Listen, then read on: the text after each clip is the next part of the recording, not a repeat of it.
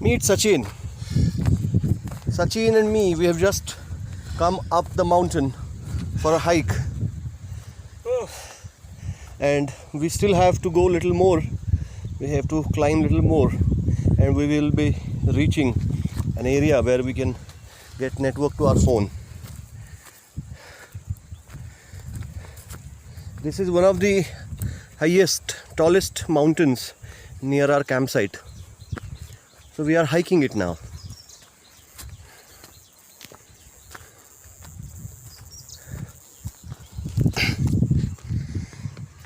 I have got a tool also with me.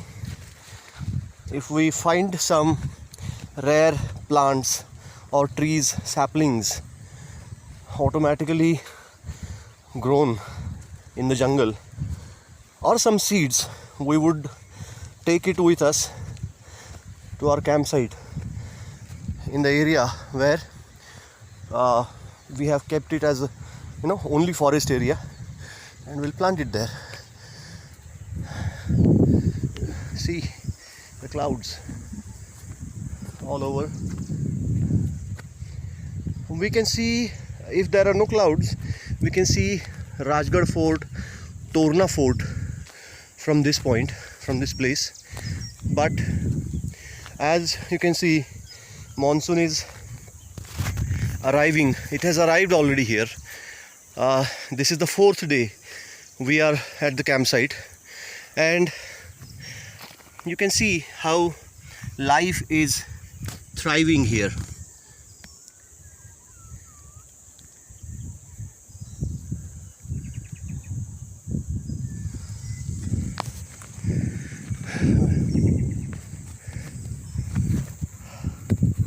Sachin, come on.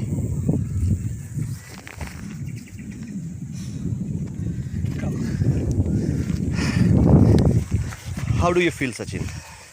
What is it like to be in the nature? Very good, very smart.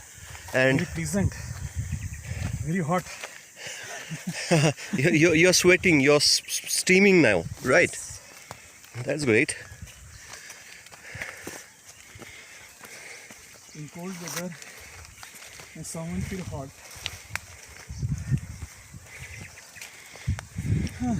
Sachin is saying that in spite the rains, heavy rains, winds, and cold, severe cold, he's still sweating. He's feeling really, really hot.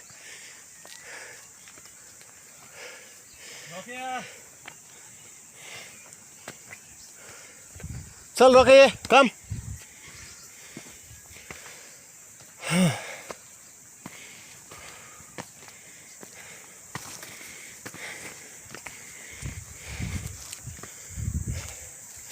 This is Mother Nature.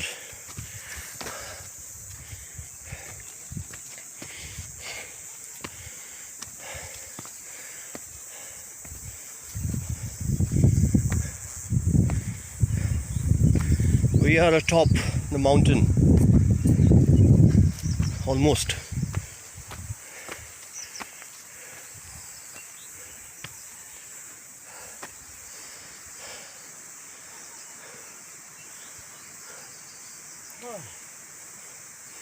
Come on. We have got an umbrella, some plastic to protect our phones if it rains suddenly.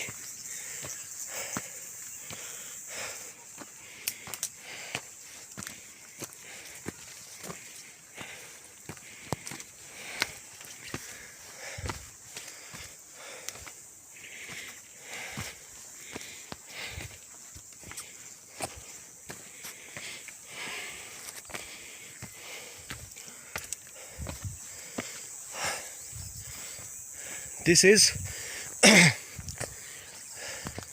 vitamin N that I always talk about. We all need it. We don't get it. Rather, we have lost it. Like to achieve this, or to get, such a blessed and blissful life, or health or living, what we need is we need to come into the nature, be one with nature.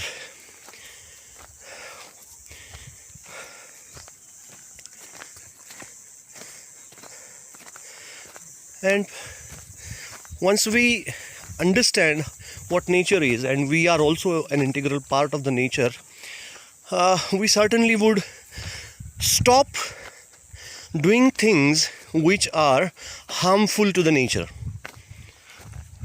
But for that, and it's not necessary that all the people will be able to do it at the same time, everybody will do it, but as and when people come to nature, they would realize that this is great.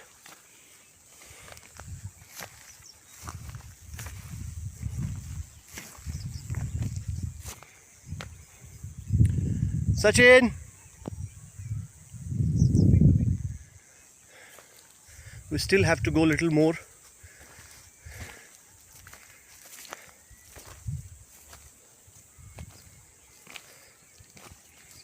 These are the trenches made to help water percolate in the soil itself, on the mountains itself, and this is done by the government. I have to clean the camera all the time because of the clouds, the dew that comes on the camera lenses. This is our Rokia. This is the dog which protects us in the jungle. He accompanies me every time I go on run, I go hiking. You can see the trenches. This is a wonderful job done by the government.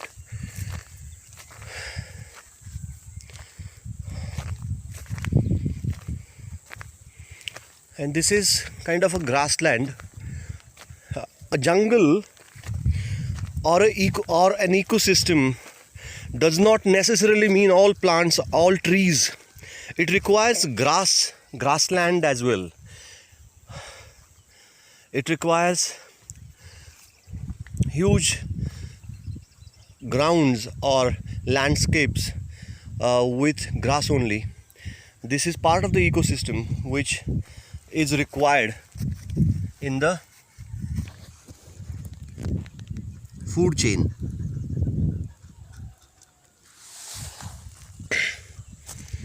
How are you doing, Rokia? So this all must be preserved, and as you can see, some poles have been erected here. You can see these are the demarcations done by people who bought this land. It means this land is not government land. This is a privately owned land, and earlier it was part of that ecosystem which helped many animals like wild rabbits, deers, barking deers. Those are the animals which eat grass. But see, once this is done, means once this property is developed in modern language, or so-called city people, once it is developed, they would fence it, and ultimately those people would create obstacles for the animals which need these grasslands for their survival. Yes, Sachin, he's here. Hey.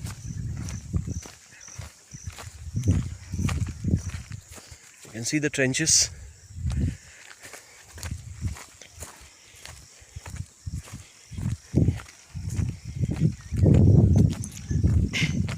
So I was talking about the bond between an individual and Mother Nature.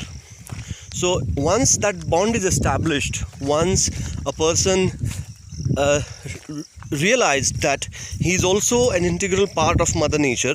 He is not anything anything other than the nature. He himself is nature. Then certainly he would slowly, gradually learn to live life the way nature wants it. What we can see now is we are destroying nature with many ways, and everybody is contributing to destruction of the nature, directly or indirectly. So there are many things that we can do. Like Sonam Wangchuk, he has started a campaign of living simply. So I would request everybody, suggest everybody, recommend you all to listen to him, see his video of I Live Simply. It's a hashtag, I Live Simply. So that is the way, slowly, gradually, we would live life in alignment with the nature. That's what he's suggesting. Can you see now? We are almost into the clouds. I have to clean the lenses every now and then. Clouds are getting. Wow, this is a poetic composition. We are into the clouds and the clouds are into us. That's great. And we are one. And we are one with nature. We are one with cloud. There is nothing else. It's only we. Aham Brahmasmi, Sarvam Khaluidam Brahma. So, in ancient days, there is one verse or one like a statement that there is a huge difference or huge gap between sky and earth. So there is not a single point or some single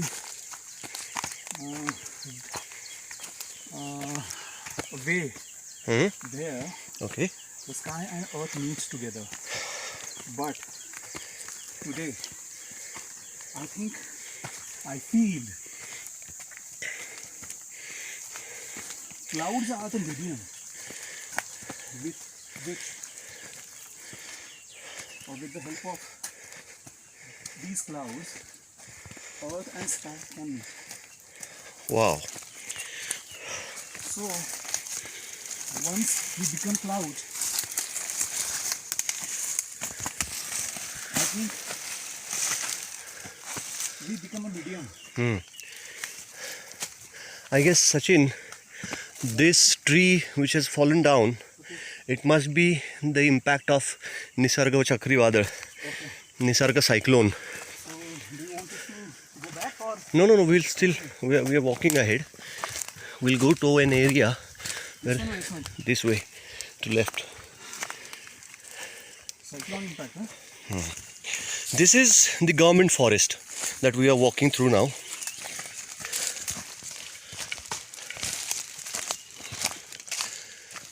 So Sachin is saying that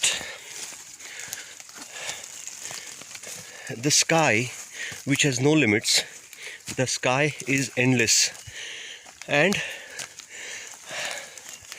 the earth, the straight, walk straight. The earth, these are two different things out of the Pancha Tattvas. These are the two main things, Prithvi and Akash. So, while thinking poetically, he is saying that the sky and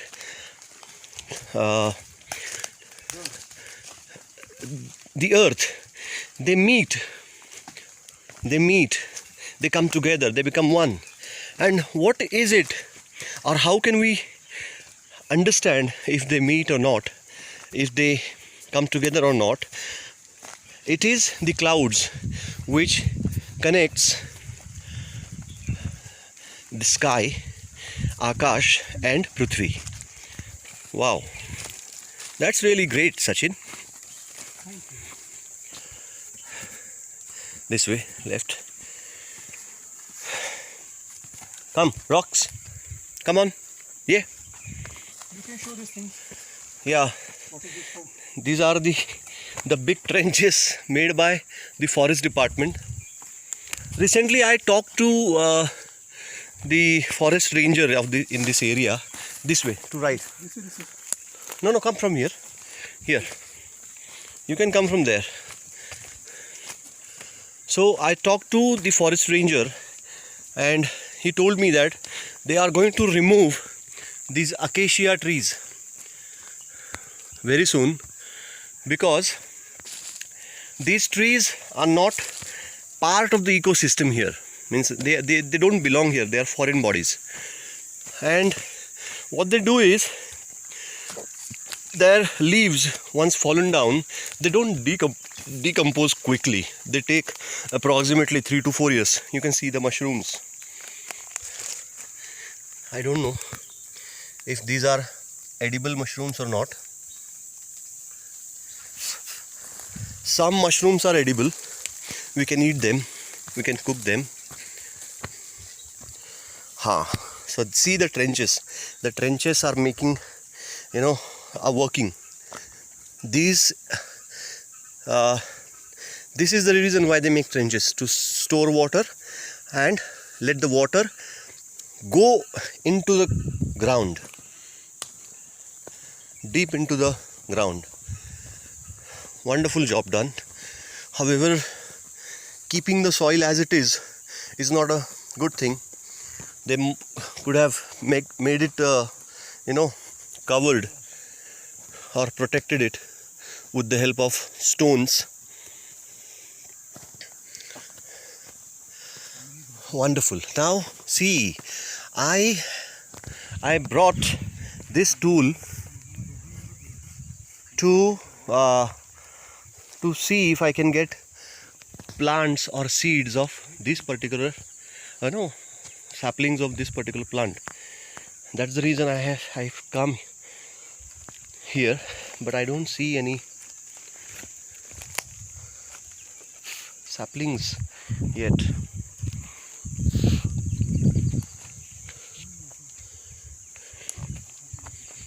These are the seeds you can see here. These are the seeds. They are not ready yet. They are still growing. See, they are reddish.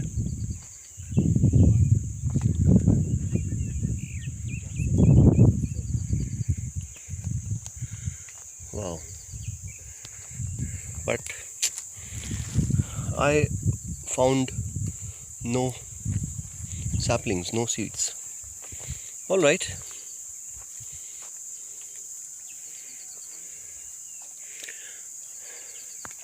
We call this tree as Nana.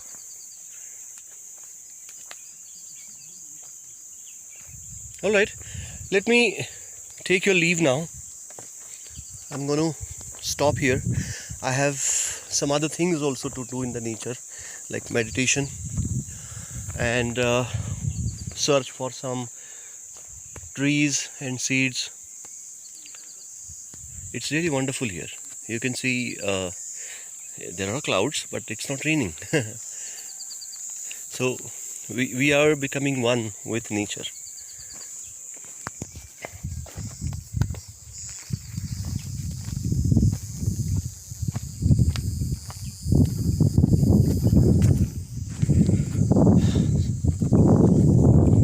See you then. Bye bye.